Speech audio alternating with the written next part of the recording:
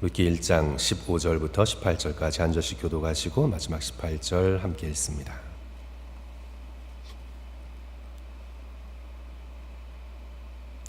나오미가 또 이르되 보라 내 동서는 그의 백성과 그의 신들에게로 돌아갔나니 너도 너의 동서를 따라 돌아가라 하니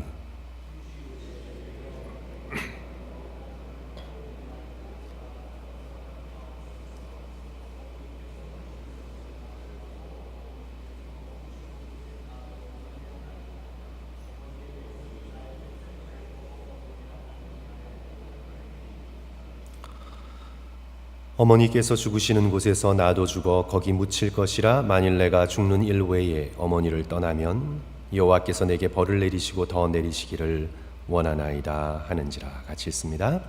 나오미가 룻이 자기와 함께 가기로 굳게 결심함을 보고 그에게 말하기를 그치니라. 아멘. 우리가 독서 나눔을 위해 읽은 책에서 슬픔과 절망의 차이를 우리에게 알려주고 있습니다. 슬픔은 위로받을 수 없는 고통이 슬픔은 위로받을 수 있는 고통이고 절망은 위로받을 수 없는 고통이다. 슬픔은 슬퍼하지만 위로받을 수 있는 것이고 절망은 위로받을 수 없는 그런 고통이다 라고 말을 했습니다. 나오미는 이제 슬퍼하지만 위로받을 수 있습니다. 나오미는 모든 것을 잃고 슬퍼하지만 위로받을 수 있습니다. 그러기에 나오미의 슬픔은 절망이 아닙니다. 어제 우리가 함께 살펴보았듯이 숨어 계시는 하나님, 숨어 계시지만 함께 하시는 하나님으로 인해 나오미는 위로를 받습니다. 그 하나님의 위로가 성도 여러분 오늘 본문에 어떻게 나타납니까? 룻의 사랑을 통해서 나타납니다. 하나님의 위로가 사람들의 사랑을 통해서 우리에게 전달되는데 성도 여러분 오늘 16절 17절의 룻의 이 결심은 성경 전체를 통해서 가장 아름다운 사랑의 고백입니다. 어머니께서 가시는 곳에 나도 가고 어머니께서 머무시는 곳에 나도 머물겠나이다. 어머니의 백성이 나의 백성이 되고 어머니의 하나님이 나의 하나님이 되리니 어머니께서 죽으시는 곳에서 나도 죽어 거기 묻힐 것이라. 나오미도 룻도 혹독한 고난을 통과하고 있지만 그 고난 속에서 이 사랑의 빛이 더욱 아름답게 빛나고 있습니다. 성도 여러분, 성경에서 인간의 입을 통해 떨어지는 고백 중에 이처럼 깊고 단호하고 감동적인 사랑의 고백이 있었던가요? 아가서를 통해 남녀의 격정적인 사랑의 고백은 들어보았어도 이 칠흑 같은 고난 속에서 이제 인간적으로는 아무 소망을 찾을 수 없는 늙은 시어머니 나오미를 향한 룻의 이 목숨을 건 충성스러운 사랑의 고백을 성경 어디에서 들어보신 적이 있으신가요? 성도 여러분, 있습니다. 있기는 있습니다. 다윗을 향한 요나단의 사랑. 오늘 본문의 룻과 같이 직접적인 고백이 등장하진 않지만 그러나 성경은 수차례에 걸쳐서 이렇게 적고 있습니다. 사무엘상 20장 17절 다윗에 대한 요나단의 사랑이 그를 다시 맹세하게 하였으니 이는 자기 생명을 사랑함 같이 그를 사랑함이었더라. 자기의 왕자담의 권리를 버리고 다윗의 안녕을 위해 헌신한 이 사랑을 우리는 요나단에게서 보게 됩니다. 오늘 룻이 자신의 결혼할 권리를 포기하고 시어머니 나오미의 안녕을 위해 헌신한 사랑, 이 언약적 사랑을 우리는 오늘 본문에서 또한 만나게 되지요. 절망에 빠질 뻔한 나오미는 룻의 이 언약적 사랑으로 인해 위로를 얻습니다. 그리고 룻이 보여준 이 언약적 사랑은 보아스의 언약적 사랑으로 연결이 되고 결국 다윗의 후손으로 오시는 예수 그리스도의 언약적 사랑, 십자가의 사랑을 통해 완성됩니다. 성도 여러분, 오늘 우리는 읽진 않았지만 또 다른 며느리 오르바가 등장하는데 오르바가 보인 사랑을 형편없는 것이라고 폄하해서는 안 됩니다. 오르바는 인간적 사랑의 최선을 우리에게 보여주고 있습니다. 앞장 1장 8절을 보시면 앞장을 넘기셔서 성도 여러분 1장 8절을 한번 볼까요? 저희들 앞장을 넘기셔서 1장 8절을 봅니다. 나오미가 두 며느리에게 이르되 너희는 각각 너희 어머니의 집으로 돌아가라. 너희가 죽은 자들과 나를 선대한 것 같이 여호와께서 너희를 선대하시기를 원하며. 룻뿐만 아니라 룻뿐만 아니라 오르바도 나오미에게 칭찬을 받습니다. 지금까지 나오미를 선대하고 죽은 남편들을 잘 섬겼다고 칭찬을 받지요. 또한 오르바도 룻처럼 나오미를 따라가려고 했습니다. 1장 10절 보시면 나오미에게 이르되 아니니이다. 우리는 어머니와 함께 어머니의 백성에게로 돌아가겠나이다. 그러나 나오미가 다시 한번 현실의 냉정함을 돌아보게 합니다. 너희들이 나를 쫓아와서 베들레헴의 문중의 사람과 결혼할 가능성은 없다고 자세히 현실적인 이유를 열거하며 설명해 줍니다. 그리하여 너희들의 동족인 모압 사람과 결혼하는 것이 훨씬 가능성이 많다고 설득을 합니다. 오르바는 설득을 당합니다. 그리고 나오미에게 작별 인사를 합니다. 그리고 모압으로 돌아갑니다. 인간적 사랑의 최선의 모습입니다. 사실 세상에서 오르바 정도만 하면 훌륭하다고 칭찬을 받을 것입니다. 그러나 룻은 이 인간적 사랑의 범위를 뛰어넘습니다. 하나님께서 인간들에게 보여오신 언약적 사랑을 배워나갑니다. 결혼이라는 자신의 권리를 포기합니다. 시어머니의 안녕을 위해 자신을 헌신합니다. 만약 자기가 떠난다면 시어머니 나오미는 어떻게 되는 것입니까? 먹고 살 수나 있겠습니까? 길에 버려지게 되지 않겠습니까? 결국 거지가 되어 굶어 죽게 될 수도 있습니다. 룻은 나오미를 그렇게 버릴 수가 없었습니다.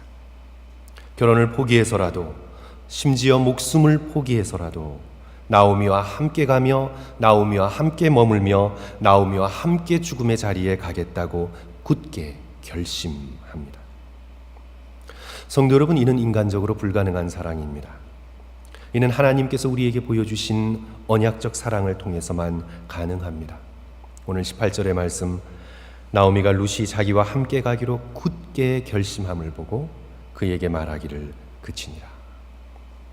이제 이 언약적 사랑으로 인하여 칠흑 같은 고난 속에 빛이 비추입니다. 그리고 구원의 새벽이 열리기 시작합니다. 이 언약적 사랑이 하나님의 위로를 가져다주는 놀라운 도구가 되어갑니다. 성도 여러분, 고난은 사랑으로만 위로를 얻을 수 있습니다. 얄팍한 세상적 사랑이 아니라 자기의 권리보다 상대의 안녕을 위해 헌신하는 사랑, 이 언약적 사랑만이 칠흑 같은 고난 속에서도 기쁨과 소망을 밝혀줍니다. 성도 여러분, 이 언약적 사랑의 가장 큰 걸림돌이 무엇입니까? 그것은 나의 권리입니다. 나의 권리를 생각하면 우리는 룻처럼 사랑할 수 없습니다. 오르바가 최선입니다. 결혼할 권리, 돌아갈 권리, 고향 땅 모압에 머물 권리, 그 권리의 한계 속에서 보여준 인간적 사랑의 최선이 오르바입니다.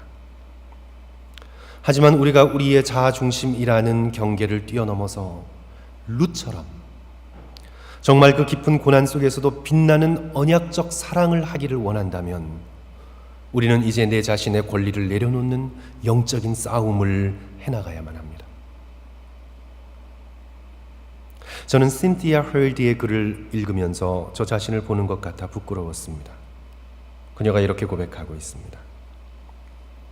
왜 나는 다른 사람들을 진실로 사랑하기가 어려운지 이해하고 싶었다. 그리하여 생각하며 결론에 도달했는데 나의 깊고도 깊은 이기심과 내 권리를 지켜야 한다는 강한 집착이 원인임을 알게 되었다. 먼저 사랑받을 권리가 내게 있다고 여겼다.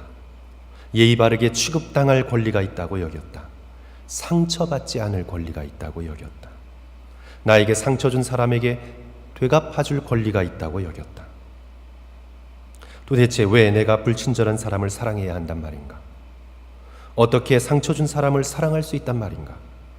어떻게 나의 삶을 감사할 줄 모르는 사람들에게 내어줄 수 있단 말인가? 그렇습니다, 성도 여러분. 이것이 우리 인간의 기본적인 태도입니다. 내 권리를 먼저 생각하고 그 범위 안에서 상처받지 않는 한 사랑할 수 있는 길만 찾고 있습니다. 그러나 룻은 1장 14절의 표현대로 나오미를 붙쫓았습니다. 이 붙쫓다라는 표현이 굉장히 강한 표현이죠. 떨어지지 않고 끝까지 붙쫓았습니다. 자기를 잊고 마치 나오미만 존재하는 것처럼 그 존재에 자기를 얹어서 나오미를 쫓았습니다. 긍휼의 사랑입니다. 언약적 사랑입니다. 하나님께서 우리를 버리지 아니하시고 우리를 붙쫓아 오시는 하나님의 우리를 향한 포기하지 않는 십자가의 사랑입니다. 요나단은 다윗을 보면서 그 마음이 불붙듯 했습니다.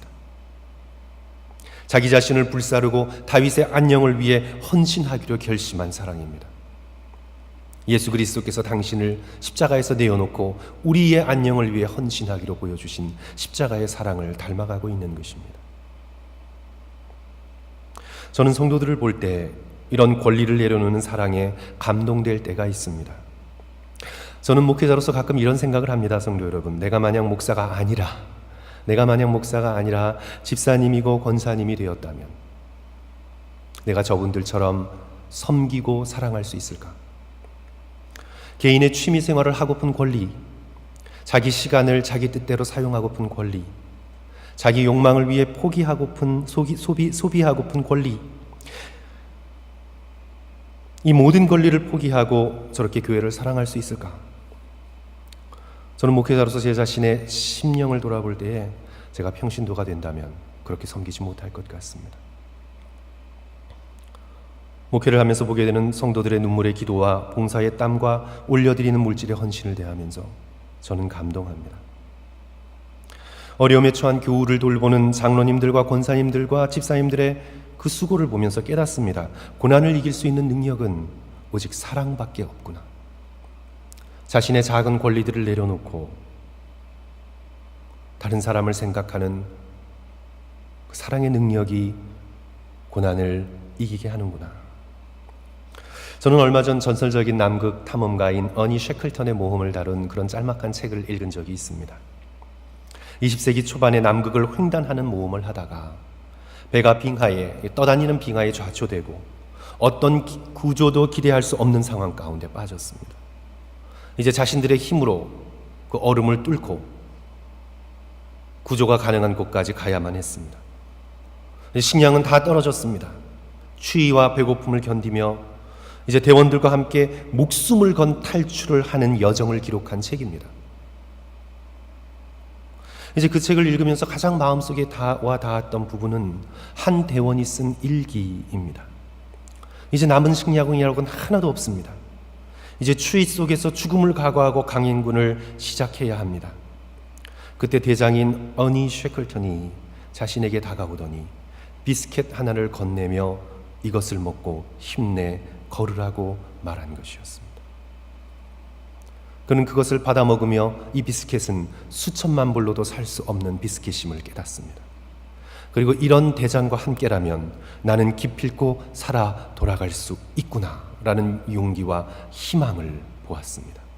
왜냐하면 어니 셰클턴이 자기에게 남은 마지막 비스켓을 내어주었기 때문입니다. 사랑하는 성도 여러분, 하나님의 아들이 예수 그리스도께서 죄로 인해 죽어가던 우리에게 다가오셔서 당신께서 가진 모든 것을 내어주셨습니다. 당신의 살과 피를 우리에게 주셨습니다. 하나님의 하나님 되심의 권리를 다 포기하시고 우리가 마땅히 감당해야 할 죄의 형벌의 십자가를 친히 받으시며 우리에게 당신의 살과 피를 주셨습니다. 엘리야에게 나타난 천사처럼 이것을 받아 먹으라. 내가 길을 이기지 못할까 하노라. 그리하여 우리는 예수 그리스도의 살과 피를 받아 먹고 지옥의 험난한 길을 벗어날 수가 있었습니다. 이 사랑을 받은 우리 역시 그 십자가의 사랑, 언약적 사랑을 배워가면서 나의 권리를 한 조각 떼어내어 슬픔 가운데 있는 형제 자매를 위로하고자 하는 사랑의 열정을 느끼게 됩니다. 그리하여 룻처럼 자신도 고난 가운데 처해 있으면서 다른 사람을 여전히 우리는 사랑하고 돌볼 수 있습니다.